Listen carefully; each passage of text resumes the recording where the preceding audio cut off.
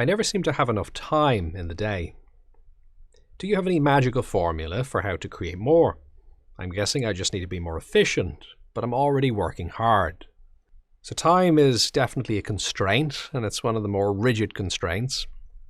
There's a lot of things that we can argue about in terms of, how much resources we have available in one direction or the other. But, most people tend to agree that they have 24 hours in each day. And that, in one hand, can seem like a problem. It can seem like a hard limitation, which is going to limit your productivity.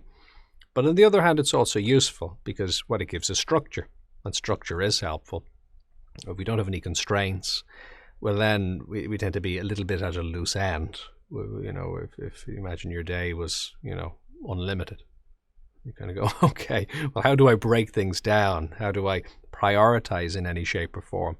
So when there are a certain amount of hours in a day, you kind of are forced to some degree to say, okay, what's today about? What am I going to focus on? And that gives a kind of a narrative container. The practical example of this is TV programs. So imagine, no matter how much you love a series, imagine that it's just sort of on. There aren't episodes, there aren't seasons. There's just kind of people wandering around, and sometimes stuff happens and sometimes it doesn't, and you just never really know what to expect. So being able to kind of break it down in these little narrative containers of episodes or seasons or videos on YouTube or other platforms or things that you might watch online, that's useful because there's a bit of structure to it, and that's helpful. So the day, I suppose, can be something similar. But when you're looking at the day, I suppose there's a couple of considerations in terms of productivity. I don't think there's a magical formula, but there are certainly small things that can add up quite significantly. And one thing is doing the right things. So just making sure that you are prioritizing in each day the things that matter to you most. But the other thing that might seem obvious, but the other thing to consider is doing the right things at the right time. Because you might find that your energy levels just vary depending on the time of the day, for example, or depending on where you are or the circumstances you're in. You might find also certain environments you're in are much more efficient for getting certain things done. So even if something seems important, but you're trying to do it earlier in the day, but let's say you're in a noisy environment earlier in the day, you may actually be better waiting till later in the day when technically your energy levels might be lower, but if you have peace at that point, it may still be more efficient to do it then. So there's a number of considerations like that: the environment you're in, the supports that are available to you, the kind of headspace that you're in, tiredness, energy levels, hunger levels, all of those things. So there isn't any one simple formula for that, I don't think, but definitely what you can do is just recognize that and start to think a little bit more, okay, how can I optimize? Maybe I can adjust that there, do this at another time, and just experiment with it a bit, to have a kind of a curiosity about it. So probably important that this isn't coming from a great place of pressure, in that sometimes the problem is not so much how much we're getting done in a day in efficiency, but sometimes we're just being so terribly hard on ourselves, and that's not particularly helpful. And what can often happen is when you're being very hard on yourself, that actually takes a certain amount of bandwidth, which means you're less productive in the day. That harshness, sometimes you're literally taking time just thinking about what should be done. But sometimes what's happening is you're not even so much taking time, but you're draining away energy. So tasks that maybe could be done a bit more quickly or effectively, maybe prioritizing that could be done, isn't then actually happening. Instead, what you're doing is you're draining that energy through kind of a resistance or just a feeling of dissatisfaction of not being where you want to be.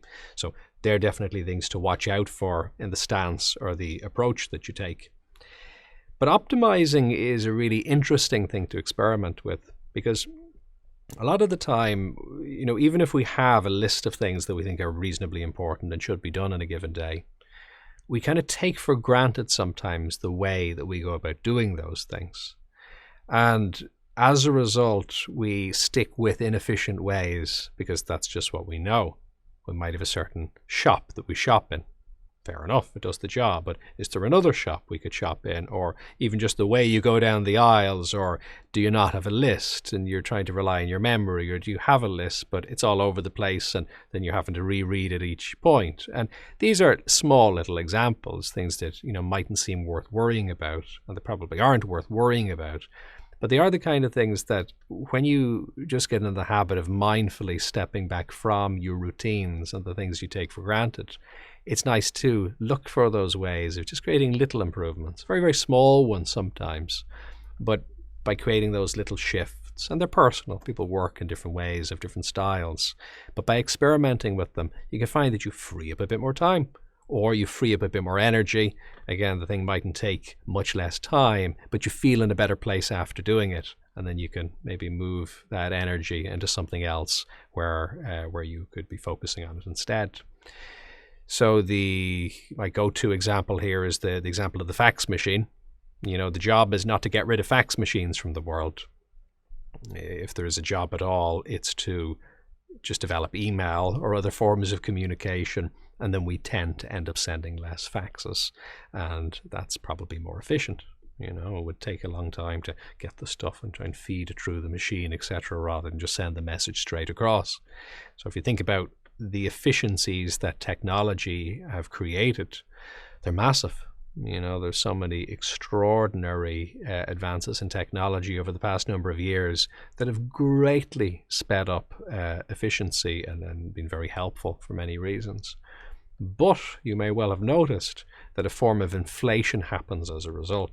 So, for example, in the business world, if something arrives within a few minutes, rather than it taking a few days, as maybe it would have only a few years ago if you're sending something by post rather than by email, now there's the expectation that the reply is going to come sooner, and the whole thing kind of speeds up because everybody's operating at that more efficient level.